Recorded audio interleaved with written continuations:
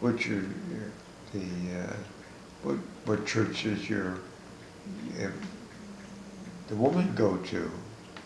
Well, that was a thing. We went to the cathedral church in San Francisco, and fine, we wanted marriage, and they, who are you, and are your parents? Who were your parents?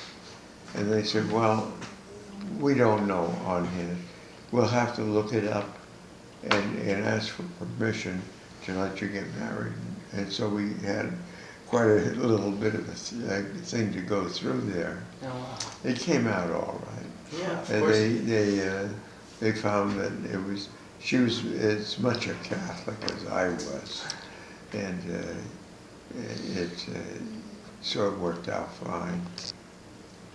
But we did have a little hitch there.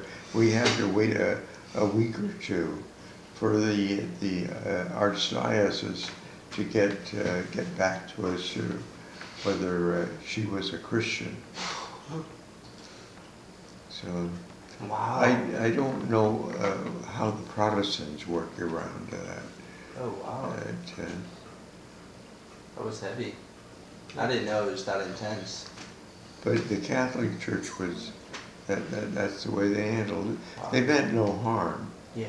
But they and then they gave this information regarding her nationality to someone that beyond my reach that looked at it and said she's eligible to be married as a Catholic.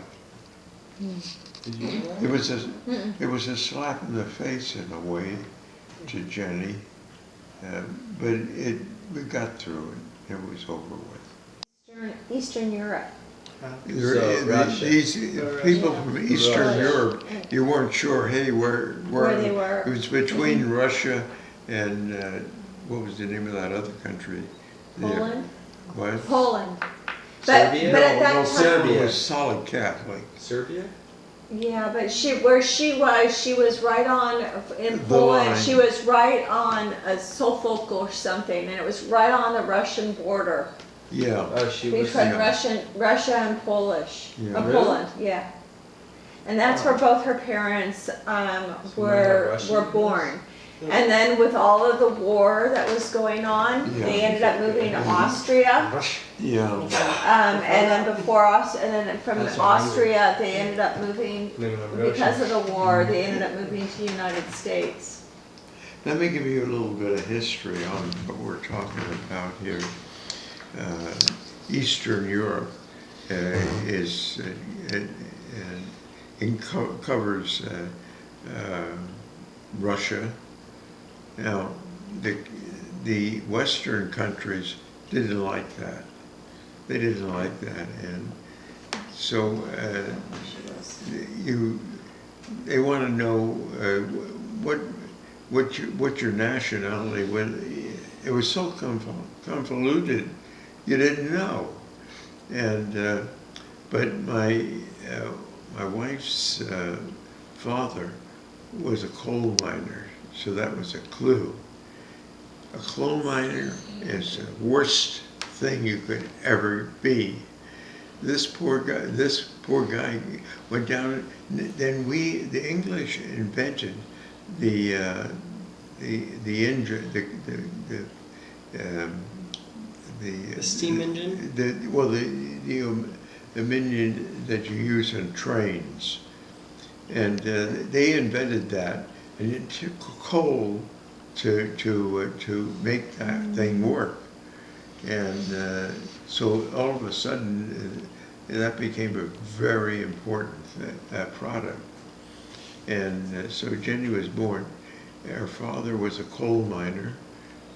The worst possible thing that could ever, you go down to these coal mines and you were not sure you're going to come back alive. What it did to your lungs and what have you, with the air in there, it was awful.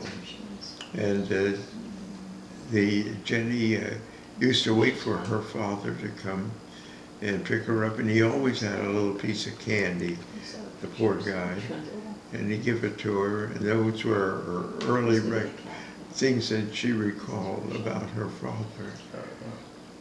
And they had a large family. Gennie came from a large family that was difficult, but her family,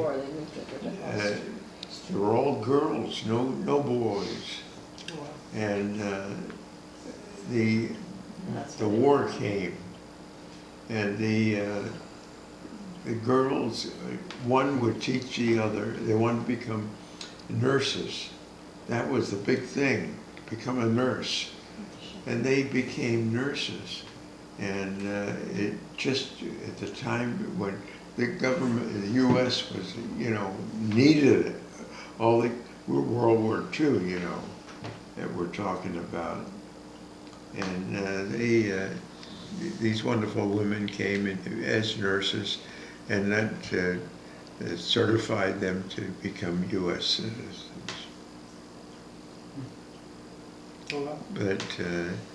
But all of them, and all her sisters, and Gennie was the youngest of all of them, and she was their little baby, and they came and tutored her on this, and tutored her on that. Well, what goes there? Then after the war was over and so forth, Gennie had a tremendous knowledge of different things. She was very fluent in different languages, and she was a brilliant person in college. At the end of the war, all the macho men, they want to go back, and they want to get to the free election for being in the war, and so she wanted to go to get an education too, and these guys would see her come into the classroom, and they'd walk out. They're not going to be there. Because they had a history of knowing that she's so damn smart. I need a B in order to go to Stanford, and I know that she's going to get the B or the A, and I can't go to Stanford, so I don't like you, and they pull out.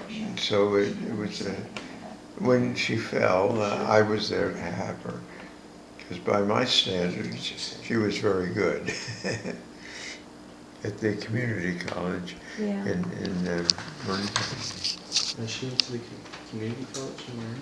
Well, later in life, she went over to the community college to go. That's where she learned programming and that sort of thing, is over at the community college in Marin. They did, yeah. She would sit in on those classes so that she could better learn. Well, and all her children, she coached No, she for college. Type from, I think her sisters taught her how to type. And all of her children, not from me, but from her, they all went on to a college. I can't think of anybody. Did I miss anybody? Everyone. All our children. All your grandchildren have gone to college. Went to college. I was sitting there. I agreed with her, but I would, get a job. So what? But no, that didn't happen. But she could sit down with you and talk to you about whatever's probably bothering you, and keep you going. I couldn't do that.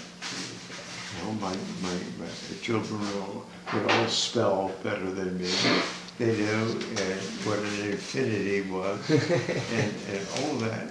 Gennie was an expert in all of that.